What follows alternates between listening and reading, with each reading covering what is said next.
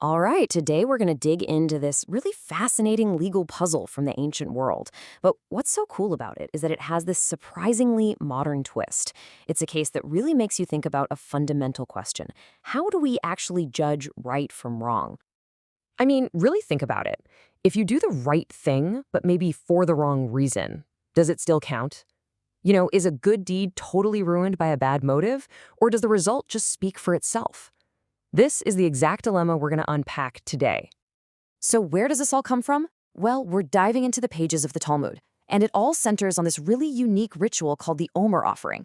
And let me tell you, this wasn't just some abstract philosophical debate. No, this was a high-stakes legal problem with very real consequences. Okay, so what was this omer offering? Well, once a year, right at the start of the harvest season, this special meal offering made from the very first barley was brought to the temple in Jerusalem. And this ritual was absolutely essential. I mean, this was the one act that officially permitted the newly harvested grain to be eaten across the entire land. Super important. And this is where we get to the core of the puzzle. Just imagine, the priest is performing this incredibly crucial ceremony, but in his head, he's got the wrong intention. So the question is, does his private thought have enough power to completely invalidate this vital public act? Can one person's mind really derail the whole thing? Now, as you can probably guess, this was not an easy question to answer. Not at all. Some of the greatest legal minds of the time weighed in on this, and they did not agree. And this clash of brilliant intellects really shows you just how complex the relationship between what we do and what we think can be. All right, so let's break down this debate. We've got three major opinions here. On one side, you have Rav, and he takes the strictest view possible. For him, the sanctity of the ritual is everything, so a wrong thought just poisons the whole act. Boom, disqualified. Simple as that. Then, in the middle, there's Reish Lakish. He kind of tries to split the difference. He says, okay, the offering is valid for the priest himself, but its public purpose, that fails, so you got to do another one. And then you have Rava, who makes the most lenient claim of all. The offering is totally valid and it works, period. And it's Rava's argument that we're really going to zoom in on today, because getting to that seemingly simple answer, yep, it works, actually requires this incredibly sophisticated legal framework. It's a framework that sets very, very specific limits on the power of a single thought. All right, let's dive right into Rava's ruling. It's just so fascinating how he gets to this surprising verdict. So here it is, straight from the source. Rava says, look, the offering is valid, the priests can eat the leftovers just like they normally would, and most importantly, you don't need another offering. The new crop is officially permitted. So even with the priest's bad thought, the ritual was a complete success. But why? I mean, this seems almost too easy, right? Too forgiving. How can a sacred act just be immune to a bad intention? Well, this is where Rava's genius really shines. He argues that intention isn't some kind of magical, all-powerful force. Its power to mess things up, it only works under a very specific, very narrow set of perfect conditions. And this brings us to the absolute core of his argument. We can call it the principle of perfection.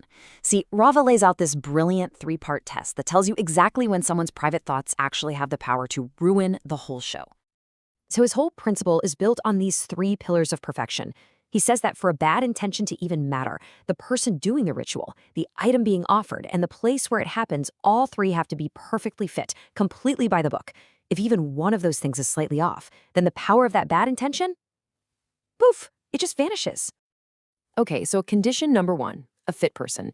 This just means the person performing the ritual has to be 100% qualified. For example, think about a blemished priest. He's already disqualified from serving in the first place, right? So his intentions, good or bad, are legally irrelevant. The system is already imperfect because of who he is, so what he's thinking can't really make it any worse. Next up, condition 2, a fit item. This means the offering itself has to be totally standard, totally by the book. And here, my friends, is the brilliant twist in Rava's entire argument.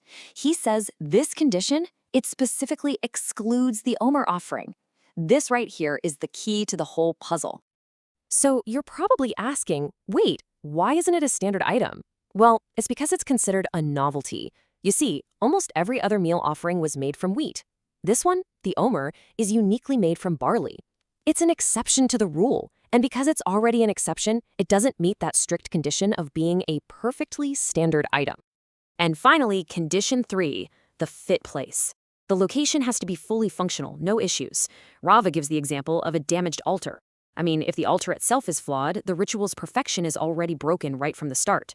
The priest's intention, whether it's good or bad, just can't make an already imperfect situation any worse in the eyes of the law. It's a non-factor. So let's just step back and look at the big idea here. When you put all these pieces together, what you get is this incredibly elegant logic that's all about the limits of our intentions. Here's the crucial point, the main takeaway. According to Rava, a bad intention only has the power to spoil something when everything else is already perfect. The person, the place, the item, they all have to be perfectly by the book. You could almost say that intent is a luxury of perfection. And that brings us right back to where we started, with our barley offering. Because it's a novelty, an exception, it automatically fails the fit item test.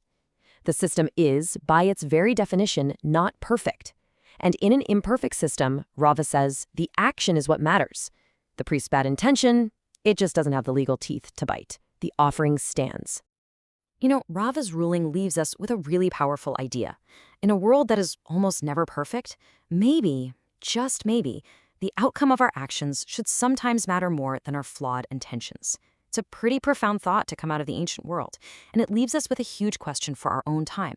In this imperfect world we all live in, when should we judge the deed and not the thought?